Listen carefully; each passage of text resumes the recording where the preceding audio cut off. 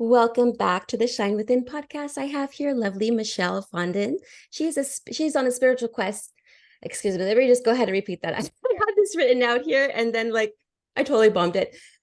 Welcome back to the Shine Within podcast. Michelle Fondin's spiritual quest began at the tender age of 18 with an enlightening yoga class. Her passion for guiding others flourished in 2008 as she began teaching yoga, meditation, and Ayurvedic lifestyle principles under the tutelage of renowned wellness experts Doctors Deepak Chopra and David Simon at the Chopra Center. A prolific author, she has penned 11 influential books, including Twin Flame Union, 7 Keys to a Healthy Flame Journey, and Twin Flame Romance, The Journey to Unconditional Love. Her wealth of knowledge spilled over into the digital realm, where she nurtured a thriving YouTube channel at Michelle Fondin author, and imparted wisdom to over 1,000 women through coaching.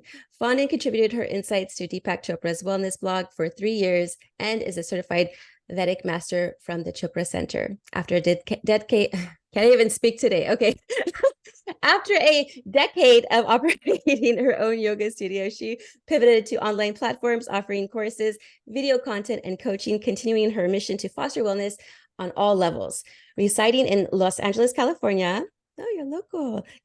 Michelle remains a beacon of support for those seeking tranquility and balance.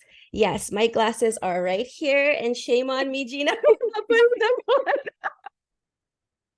And I always have to wear them and then I take them off, but I was like, can't see nothing.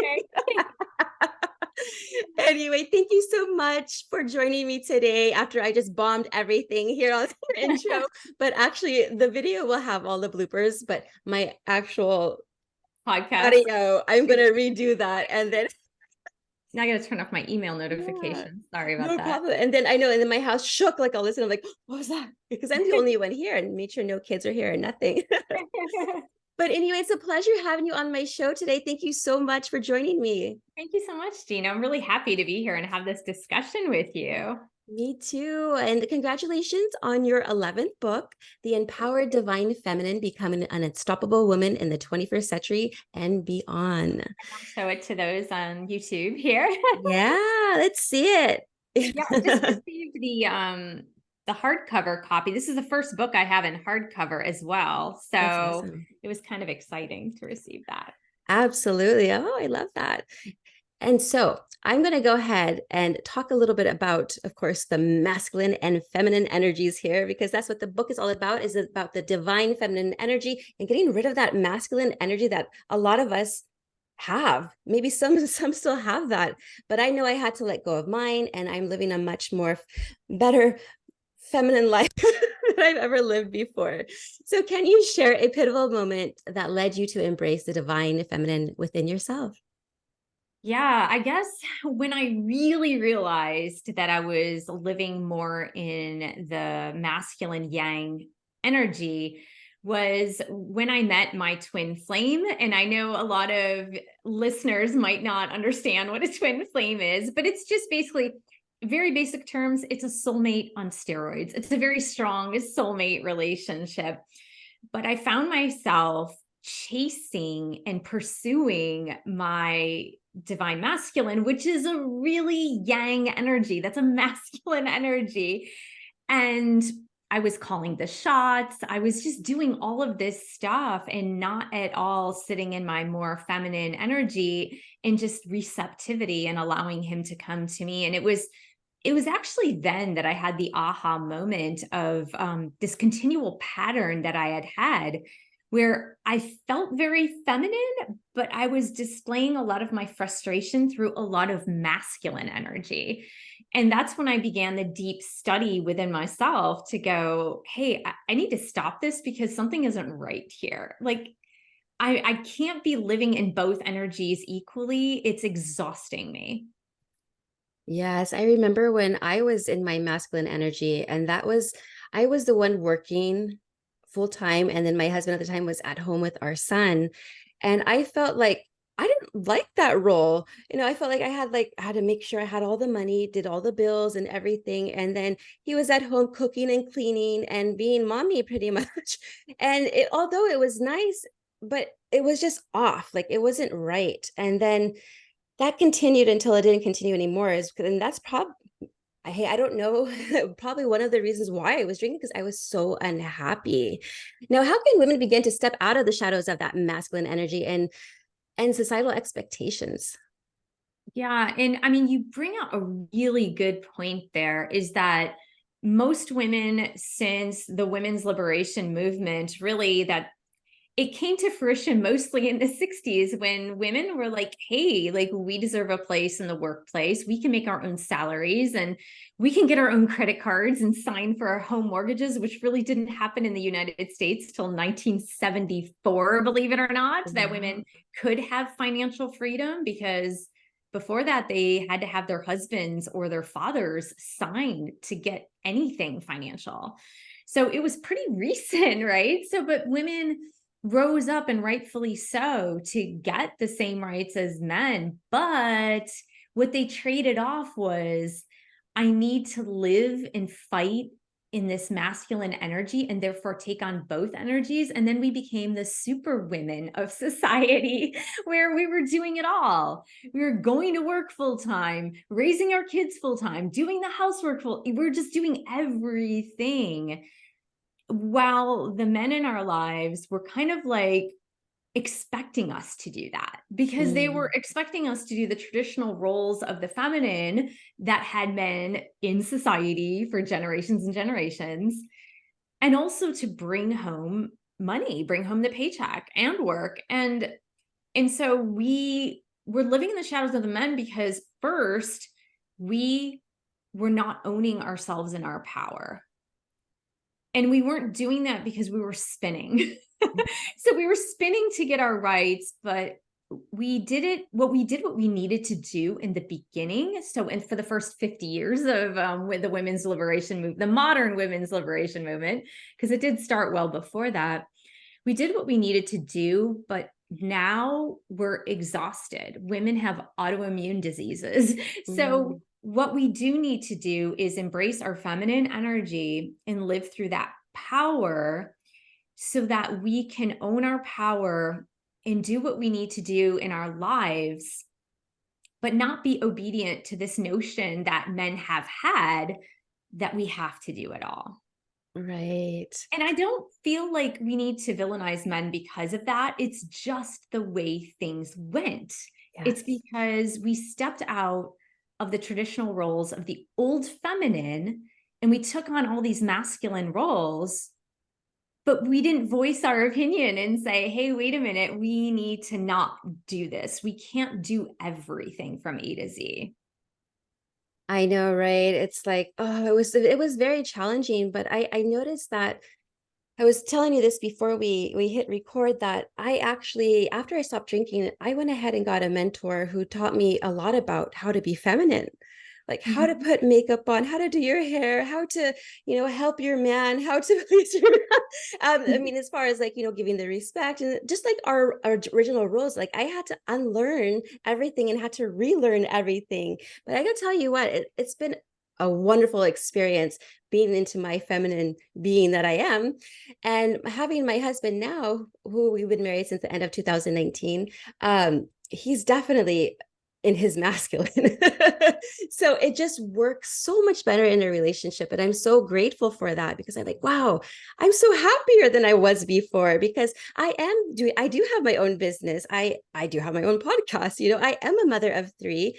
I do massage therapy, but yet I still cook and clean, and I love, and I'm just happy. I feel like I have a great balance. That's awesome. Yeah. And it is about that balance. I think you're absolutely right. It's about the balance, right? Yeah. It's not about necessarily saying we need to take on masculine energy. It's about, we all have a little bit of both, but of course women naturally have more feminine energy. Men naturally have more masculine energy, as a general principle, right? We're not talking about everybody on the planet, but as a general principle, as a general rule. And it's about owning the feminine energy, which is very receptive and nurturing, right? So we have been trained, especially in the last 50 years, to believe that if we don't go out and obtain something, that it's not going to happen. And so we have this fighting spirit, when the receptivity of the feminine energy is to just sit and allow things to happen. It doesn't mean that you don't go out and do what you need to do, because there are things we certainly need to do, but it is about having faith, allowing, using our own inner power, which is empathy, compassion, being aligned with nature and being aligned with the universe, in which case the good things will come to us. And you mentioned something else about the polarity of you and your husband now that works. And one of the major complications that I've noticed in my clients is that they are having so many problems with their masculine counterparts, because it's like the two ends of a magnet, right? You have to have opposition in a magnet for it to stick, for it to work. And when there are two people both working in feminine energy, or two people both working in masculine energy, they're going to continually repel each other. And so you're going to have issues and problems in your relationship if you're both in the masculine, or if you're both in the feminine. There needs to be that polarity. Absolutely. Yeah. Yeah. So, what are some practical steps that women can go ahead and take to tap into that feminine divine power? Right. um, so as I mentioned, the yin energy is receptive. And so and I mentioned nature, right? I mentioned nature and aligning yourself with nature. Well, one of the major things that I always talk about is meditation, because meditation does help to get you aligned. And meditation really appears to be a passive activity, and it actually is, but it also allows you to open up to the alignment of the universe. So it's not like you're sitting there doing nothing. It's almost like you're doing everything, because you become like this beacon of light that is saying, okay, Mother Nature, align with me. Universe, align with me. So it really takes us away from that doing, and it turns us into being rather than just doing. So I always recommend to all the women I coach, meditate, meditate, meditate. So that's one. Two is to imagine yourself as a receptive, open vessel to love and good things coming to you. So through visualizations, through positive affirmations, those are all really, really good ways in which you can think about that feminine receptivity, rather than I have to go out and just keep spinning my wheels until I get what I need. Thirdly, in romantic relationships, allow men to do more. And I do talk about this in my book, The Empowered Divine Feminine, because so many women that I coach are having major difficulties in their relationships. And especially in the beginning, in the dating phases, is that because women have taken on so much masculine energy, that in the beginning of the dating phase, right, we're talking the first year in dating, women have been taking on more. So they will reach out to their masculine counterpart more. They will text them more. They will call them more. They will chase them more. And the way you can relax into your feminine and allow the masculine counterpart to move more into their yang energy is to allow them to do more. Pull back, sit back, relax. Nothing's going to happen if something happens that wasn't meant to be. But Totally. it's all about, really, it's about honoring the essence that is the yin nature. The yin nature is very passive. And I'm not saying don't roll over and be a doormat. I never am a proponent to that. Do not be a doormat to bad behavior. That's not what I'm talking about. I'm just talking about allow the yang, the masculine, to do more, because that's the nature of yang energy. And men are very confused these days because they don't know what to do. Right. So You remind me, yeah. if we allow them to move more gracefully into their yang energy by moving more into our yin energy, They will, because they'll have to. And then the fourth thing that I want to say that is so incredibly important is be careful of feminine competition. We are all in this together as far as a feminine collective, striving to rise into our higher octave of our feminine power. And the lower feminine, which you might be asking about, Gina, I'm not sure, but we will talk about that in the next question. But I want to finish it off by saying we've been in the lower feminine. The lower feminine is kind of like the lower octave of the fight or flight, the survivalist mode. And many women, friends, sisters, colleagues have been in direct competition with one another. And that's a yang principle. That's a yang energy. And so what we really need to learn as a divine feminine is to foster relationships with other women, supporting relationships with other women, and taking that competitive piece out of it. And it'll really help you to relax more into the yin, where women in the collective become much more supportive of one another. Yeah, so the collective, I'm actually part of what's called the collective, and it's a female entrepreneur collaboration where we all are a collective and we share amongst each other. We'll have them on each other's podcasts. We'll have them, help us with this or that. We'll do exchanges. We're trying to work together. And as a matter of fact, I was just in San Diego, close to you almost, not too long ago. It's called Weekend at the Pitch Club. And we stayed at the Intercontinental Hotel over in San Diego, downtown San Diego, off Bayfront Street. But amazing. It was just women, but the love in there, That's amazing. amazing. We did this is the first time I actually did some type of sound bath. Oh, cool. I love that stuff. I'm in the whole spa. I love all that stuff. And then we did breathing together, and then we were crying together. We were laughing together. We were just doing everything together. It was such a transformative experience. And I love that as women, it wasn't about competition, because I've been in that group for about over a year now. That's And amazing. it's all about just us loving on each other, us supporting each other. Like we're on that Voxer, which is kind of like a Telegram. And then we're messaging each other. We'll share our wins. Oh, this is what happened to me in my business, or this is what happened. And we'll be like, yay, emoji this, emoji that, celebration. And I'm noticing now, where I'm at, I feel like I'm attracting more women who are in their divine, using their divine feminine power. So it's amazing. I love that. So you reminded me about the collective. Yeah, no, that's amazing. Oh, I love it. I love hearing that because we don't in mainstream media, we do not see that very often. We see reality shows depicting women in competition with one another. We see just the nastiness that can happen on social media. So we don't often have pictures of that, of what that looks like. And it's interesting because we don't necessarily see that in the masculine collective. We see healthy competition through sports and stuff, but we don't see the cutthroat competition that we see among women. And it's that which does need to change. Yes, it's like that movie Mean Girls. Oh yeah, exactly, right? Yeah. With Lindsay Lohan and I forget the other lady's name, where they were like, "Oh, we're nice to you." In that one too, I think. Maybe I forget. I think she was in that one. Yeah. Yeah, but it's just amazing. Like even in school, I remember it was all competition. Who is the one with the better outfit? Who's the one with the better shoes?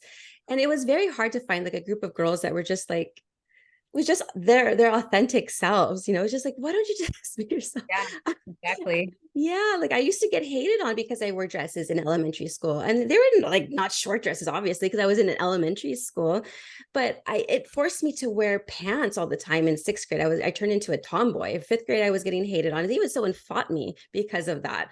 No. Fifth grade, come on, that's little. And then, so in sixth grade, I made sure, oh, I'm just going to wear pants. I'm never going to wear a dress again. Aww. Isn't that so sad? It kind of took away how you felt feminine, right? In a way that was a way of expression. So yeah, and it's too bad. I know. So I was just thinking about like, man, like I have all boys here, so I don't have a daughter. I'm like the only female in this household, but it'd be nice to have a daughter, so just to teach her, hey, don't listen to society. Like the TV is fake. It's television. Yes, yes, So yes. it's just there. And so I know. So a lot of the meditation, I think deep breathing actually really helps. And just tapping into that feminine energy always is really good.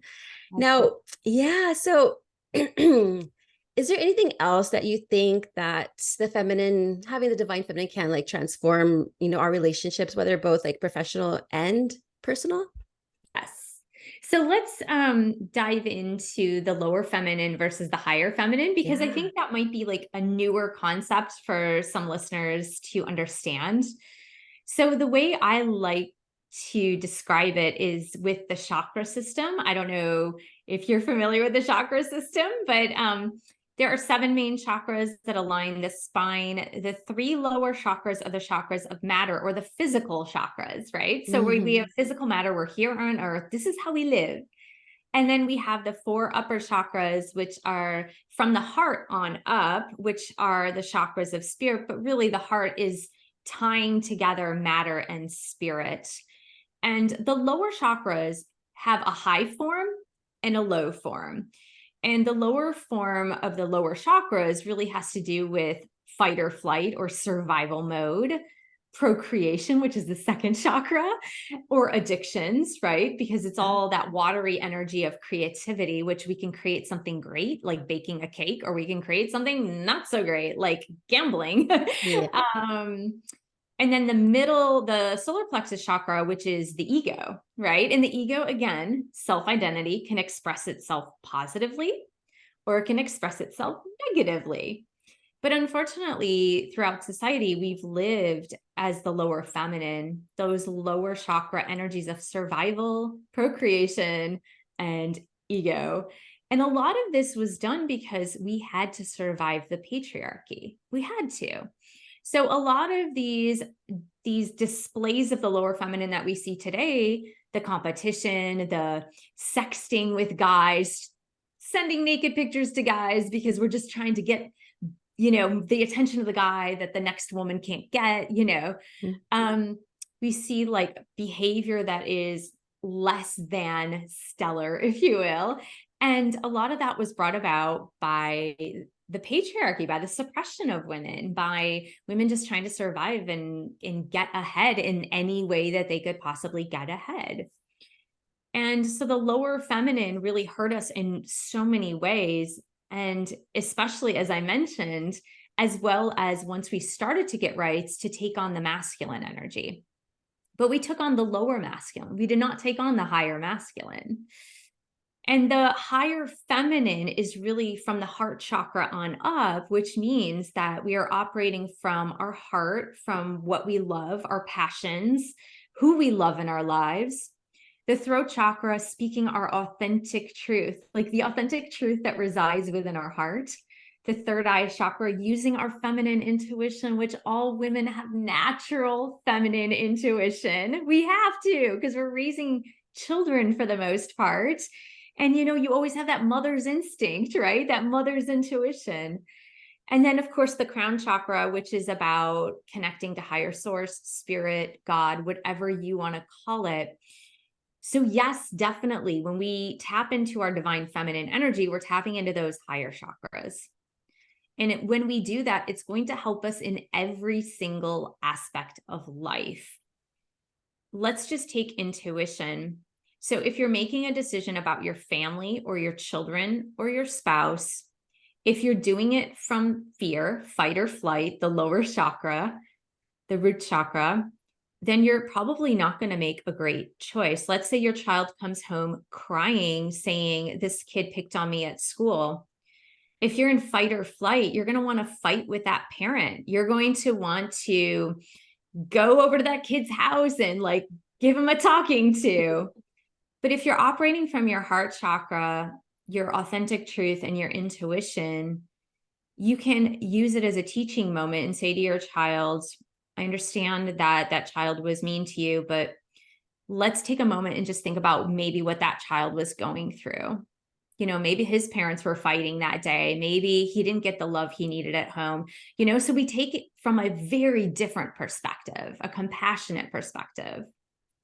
Same goes at work. You talked about at work. Let's just say you and a female colleague are up for the same position at work to get this promotion.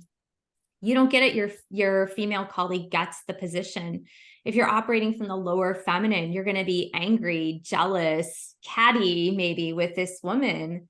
But if you're operating from the higher feminine, just like your collective group, you're going to cheer her on, even though you lost the position. You lost financially. Maybe it was really bad for you, but you're going to look at it from the higher spiritual perspective that job wasn't meant for me. The next one that comes along will be even better fit, a better fit for me. So yes, it will most definitely help you in all aspects of life as we operate through the divine feminine.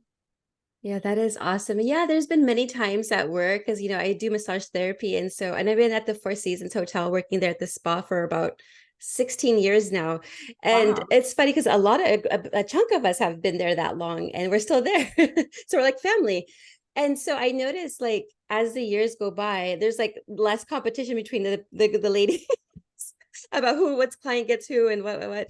And but I notice even for myself, like when someone like gets an award or something, and this, I don't even think about myself anymore. I'm like, I don't even care about myself at the time. It's all about them. Like, congratulations, like that is awesome. Well done. Well deserved, and but maybe before I would have gotten jealous. I'm trying to think back. It is hard because I used to drink so much that I don't everything is kind of Numbing it fuzzy. out, right?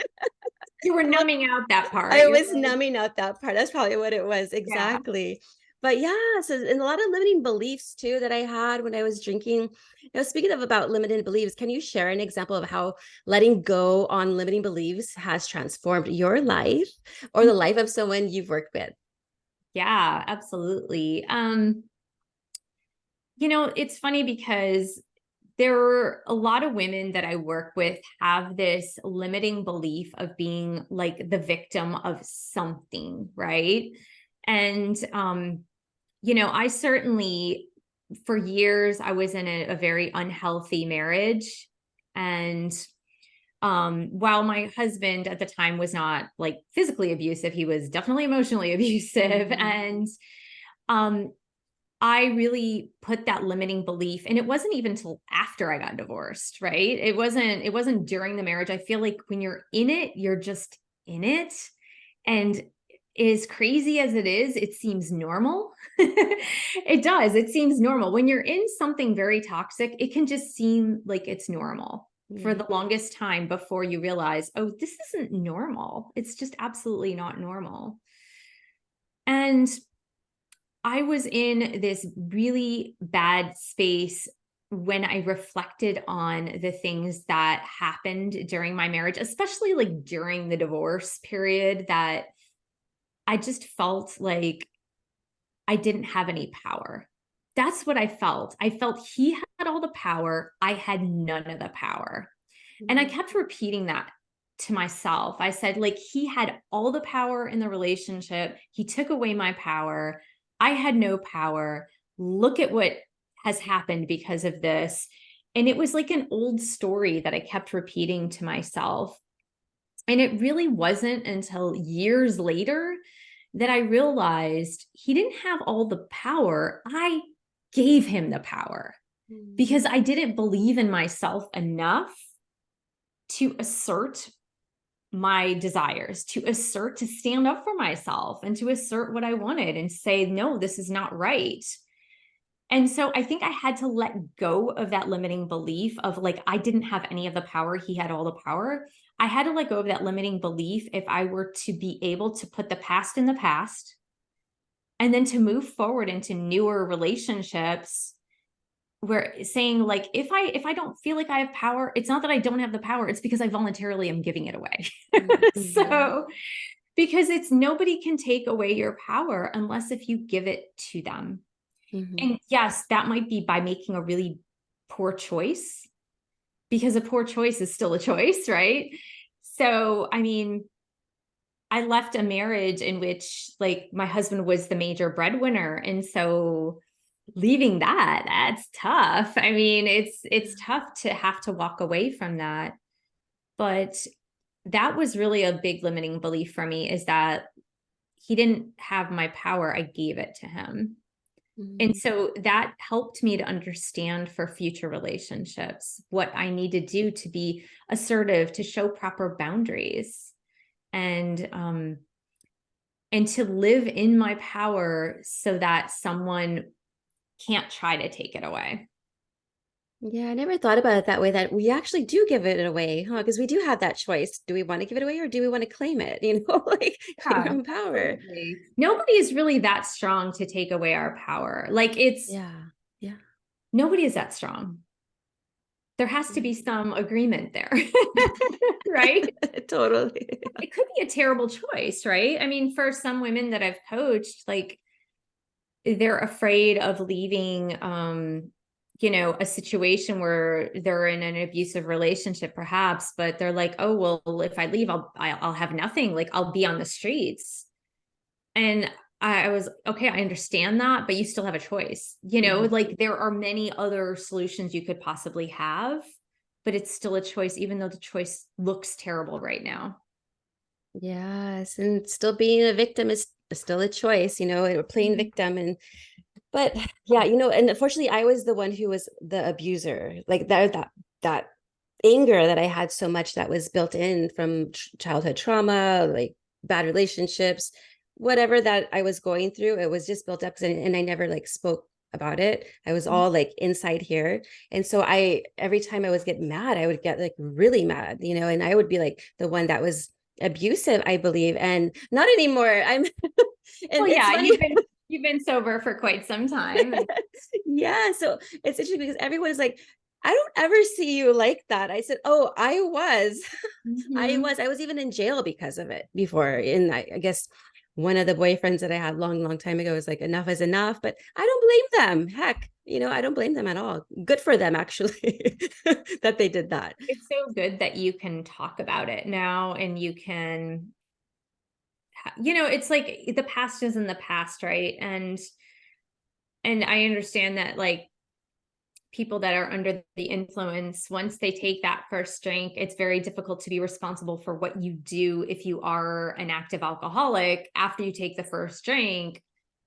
Yes, you're still accountable for your actions, but your actions take a life of their own almost. Right.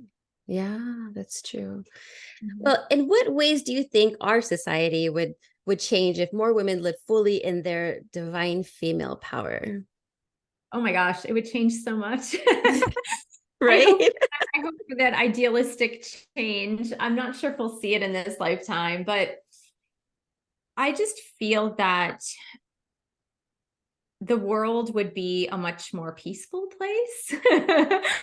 It would be a nicer place. But here's the thing, the shift is happening whether we believe it or see it or not. The shift is happening away from the patriarchy. And the reason why it's happening is because the universe has a system of checks and balances. This is really from the yin yang theory, the masculine feminine, the polarity theory, is that if one thing is in power for too long, it's going to swing to the other side. So that's actually what's happening. The patriarchy has been in power since the dawn of humanity that we know of it. And as we see, like, systems are starting to crumble. We see this on the world stage, right? Yes. Yes. Um, Governments are crumbling, bank systems are crumbling, so many things are crumbling. And it's because it's time. Like, it's time for those things to crumble. And it's time for the patriarchy's reins to loosen up. And what it will look like as the feminine collective reaches the higher state of their femininity, meaning that higher being, the higher state of being that is operating through truth. Really, let's just say truth, love, compassion, truth. As we operate through our authentic truth of who we are as women, we will begin to rise in power The reason why women have struggled so hard to gain positions of power and maintain them is because we haven't been living from our authentic truth. We've been living from a masculine perspective, which we're trying to fit a round peg into a square hole. You know, you can't do it. So yes, we've reached positions of power. Yes, we've reached, prominence, but it's never really stuck. It's kind of like we rise up and then something happens, and then all of a sudden you have all these men in positions of power again. And you're like, wait, what happened? I thought we had like more women in government or more women in this corporation. And it's just because for the most part, and this is not like across the board, but for the most part, it's that women have tried to maintain or attain positions of power and leadership from a masculine perspective. And so everything will shift once more women are able to hold on to their inner power and live through that. And one of the reasons is because they won't constantly be seeking validation, external validation. Because that's another thing about inner power, is that when you know you're living from your authentic truth, you don't need to constantly seek external validation. You just don't. Yeah. Because you know you're living from your authentic truth. Yes. So you need the approval of others. You won't need to constantly get acknowledgement and validation. You'll just know that what you're doing is the right thing at the right time. Yes, because for me, it's like, if you like me, cool. If you don't like me, cool. I'm fine either or. It doesn't bother me anymore. And if, and I don't need validation anymore. I don't need anyone. If someone compliments me, if someone doesn't compliment me, I'm fine. I'm neutral both ways. I feel like I don't need a compliment, but if you want to give me one, thank you. Yeah. Yeah. Because I feel like good inside already. Like I feel like I'm giving myself kudos. My spirit is giving myself kudos. Not in an arrogant way, but more in a loving, compassionate, nurturing way. Like, Yeah. it feels so good. And I just want all the women to experience this. That's like, you'll love it. Yeah. You'll love it. Now, what advice would you give to someone who struggles to find their identity outside of the whole patriarchal structures? Oh, that's a tough one.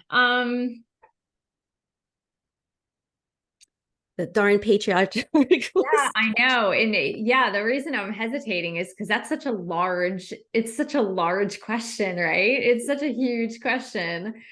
Um, here's my answer. Test out your theories. Test out your Yeah. theories. I just feel that so many women feel that if they start to pull back and live in their feminine energy, that something bad is going to happen. They're like waiting for the other shoe to drop. So let me just give you an example, because I work through concrete examples. So let's say that if a woman who has always acted through yang energy in dating, because I know affairs of the heart are very important to women and men, but women tend to speak a lot with affairs of the heart. When I coach women and they're dating someone and they're having issues and problems, and I notice that they're living more in their yang energy, I say to them, well, what if you were to sit back, relax, get some hobbies, get some friends, do other things, forget about this person for a day or two, and just live in your power? Like, go do something, sign up for a 5K. I don't care what you do, just do something else. Well, they get very anxious. They're like, oh my God, well, what if he goes away? What if he never talks to me again? What if he thinks I'm ignoring him? What if? And I said, well, so what? So what? Yeah. So what? Because if you can't live in your feminine energy and feel comfortable in it, then how do you expect him to feel comfortable with you? Because he's not going to, because you don't feel comfortable with yourself. Mm-hmm. So like I said, test your theory. So test your theory. If you feel that if I have to act like a man at work and work all these ungodly hours, like 16-hour days, just to try to get ahead and impress the boss, test your theory, like work that allotted amount of hours you're supposed to work diligently while you're at work. But when it's time to go home, it's time to go home. And you tell your company, I don't take calls after hours. I don't take calls on the weekends. I don't answer emails on the weekends, or, test your theory. The more women that say, as a woman, I work in different rhythms, biorhythms than men, and therefore I will be present when I am here with you, but when I am not, I'm not. Like, test your theories. And I think the more women that test their theories by living in their inner power, the more we'll be giving examples to other women to say, hey, you can do this. Yes. Nothing bad is going to happen. If you lose one job, so be it. That job wasn't meant for you. You will find another one. If you lose the guy, so be it. The right guy will come along. Exactly. Oh, yes. And I notice a lot of women are leaving corporate America. They're just like, I am done. And then you're so right about, test the theory and see what works best for you. But yeah, don't be a yes, ma'am, or yes, sir to everything. Pause, slow down a little bit here and bring your best energy at home. I always say your family deserves your best energy, or your loved ones, whoever your loved ones are, deserve your best energy, not work. I'm a big believer in work and your mission in life. And I do I love what I do, of course. Oh yeah, but, yeah, totally. but I do believe that you do have to show up and give it your all, whatever you happen to be doing, whether, you go to an outside job or inside, you're working from home or you're volunteering at your child's school, whatever you happen to be doing, do it well, but don't do it against yourself. Exactly. Because a lot of women, even in volunteering roles, which I saw when I was a stay-at-home mom and I saw moms volunteering at the schools, like they were making themselves crazy volunteering. And their children were suffering because they were spending all their hours volunteering. So it's that it all goes back to that balance within yourself. Do you believe in yourself enough to give back to yourself, to live a balanced life? And the feminine is a lot about balance, because look at Mother Nature, right? That's like the great reference point. Look at Mother Nature.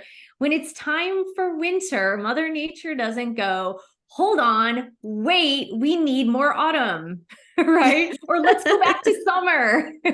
Right. So, Yes, and I was talking about my group that I'm in called the Collective, and we do support each other so much, and I love that community. Community is really good to have. Make sure it's the right one for you that aligns with you. But how could women support each other in awakening and owning their inner divine feminine? yeah, I mean, women in community is totally amazing. I love that. And as someone, me firsthand, who struggled with female relationships for a very, very, very long time, because I had a very tumultuous relationship with my mother. And I always got along better with guys. And so I shied away from having really close female relationships, not when I was a youth, but more as an adult. It is really important that you foster female friendships. And this is something I've strived to do, especially after the more recent spiritual awakening that happened again back in 2018. But I came to the realization that I really needed to nurture those feminine relationships, because we do need to support one another. So whether that is at your local gym or at work, or mentoring women, for example, mentoring young women is going to be extremely important moving forward, because women are awakening, like having their spiritual awakening earlier and earlier and earlier, like in their late teens and early 20s. And a lot of them don't know what to do with this energy that they are receiving, just this amazing awakening to spirit, to source. And mentoring women is going to come extremely as an importance as we move forward. But just allowing women to be in this space of receptivity, I think by non-judgment. And Gina, it does seem like you've already achieved that with other women in your environment, but a lot of women haven't. And so I think that the more you can stay away from comparison or just judging other women, either on social media, in your family, in your neighborhood, in your environment, let's look at everyone as spiritual beings having a human experience. And I know it's hard because judgment and competition is just so part of us, our culture, who we are. And if you don't think you're judgmental, you're wrong. And I learned this the hard way because so let me just tell you this quick story about being judgmental, because I think that's something we all struggle with. Yeah. And I think discernment is really important. And sometimes we mix up judgment and discernment. No, please, please, please, please be discerning. Discernment is so important. You need to know what red flags are when you meet people and when you're in relationships with people. But judgment is like seeing the beautiful woman at the gym and going, that biatch. She's so beautiful. What is she doing? She looks like a slut, I mean, yeah, right? That happens. It does. Yeah. That happens. But yeah, have proper discernment. So when I was in 2010, I attended one of the Chopra Center events with Deepak Chopra. I had graduated with my Vedic Master, and I had this free ticket to do a meditation retreat. And my friend encouraged me to do something called Seduction of Silence. It was a 3-day silent meditation retreat in the midst of a bigger meditation retreat where people were able to talk. Okay. So like our small group, we still had to have like certain sessions with the bigger group. And then we had our individual sessions where we couldn't talk. So it was just like, we couldn't talk 24 hours a day for 3 days. Oh my God. Talk about crazy mind, the crazy mind that wants to say something. And during those 3 days of silence, I realized how judgmental I was, because I'm sitting in the group and I hear this woman talking and I'm saying to myself, oh my God, her voice is so grating. And then this other person's talking and I'm like, what are they talking about? That's total BS. And I'm just judging. And I'm like, wow, I am very judgmental. This is terrible. But it's often because we don't hear our inner dialogue, right? We don't hear the inner dialogue going on because we're too busy doing stuff. And when you take time to get quiet, you realize, wow, as human beings, we are really judgmental. And so I would say to help yourself and help other women is just quiet that voice of judgment. And that will really help you a long way. And don't admonish yourself. Don't punish yourself. Don't say you're a terrible person. Just be aware of it. Awareness is key. And we're human beings, we're learning. We were conditioned. We're trying to break out of this conditioned system. Absolutely. Yeah. So in your book, you talk about relaxing into our divine feminine power. Can you explain what that relaxation feels or looks like? Yeah, absolutely. It feels like lack of effort, which is amazing. And it's almost scary, right? In Deepak Chopra's book, The 7 Spiritual Laws of Success, the fourth law is called the law of least effort. And it's something that I studied for years. And that's really what it feels like. It feels like I don't need to expend a lot of energy. Mm-hmm. And it's also about being open to being open to receiving. So at the same time, it's like sitting back, relaxing, not putting in so much effort, but it's also this openness to receive, which many women have a hard time doing. Women by nature are givers, right? We give the milk of human kindness to humanity, right? Mm-hmm. That's what we're designed to do. We give birth, right? Yes. So it's like we are designed to be givers, but we have such a tough time receiving. And the ultimate of being in your feminine power is being open to receiving.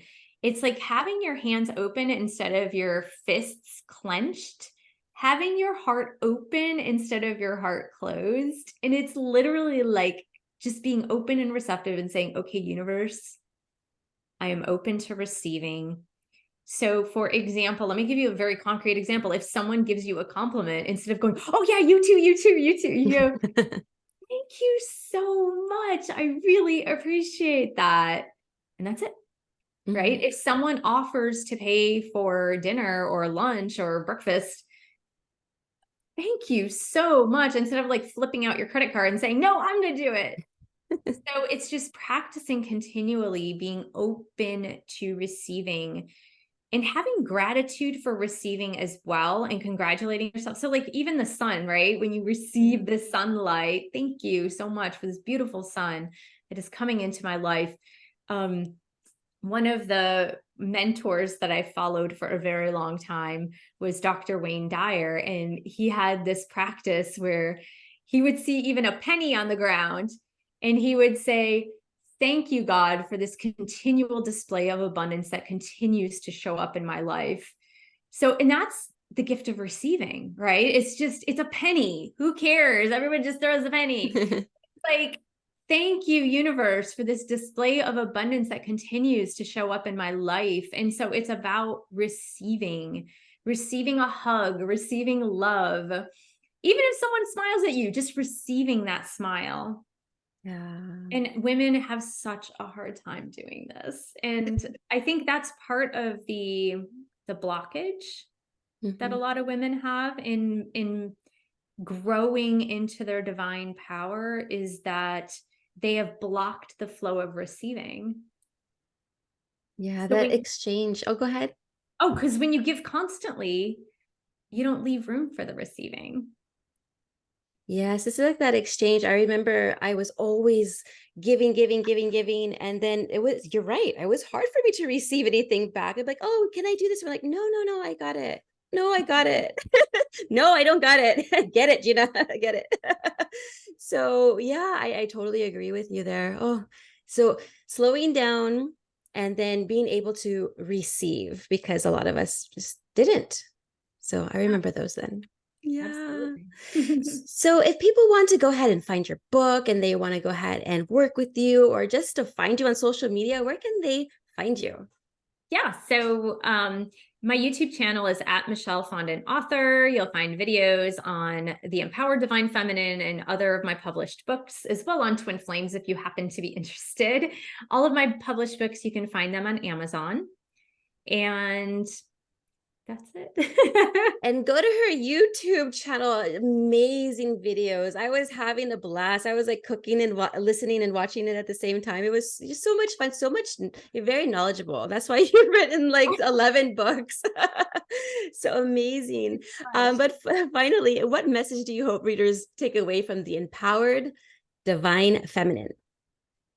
That your power is within you. You don't have to go out and get it. It is there. You just have to access that inner power. I love that. Well, thank you so much, Michelle, for joining me today. It's been a pleasure and an honor. Thank you, Gina. Thank you so much for having me. I really appreciate it. Of course.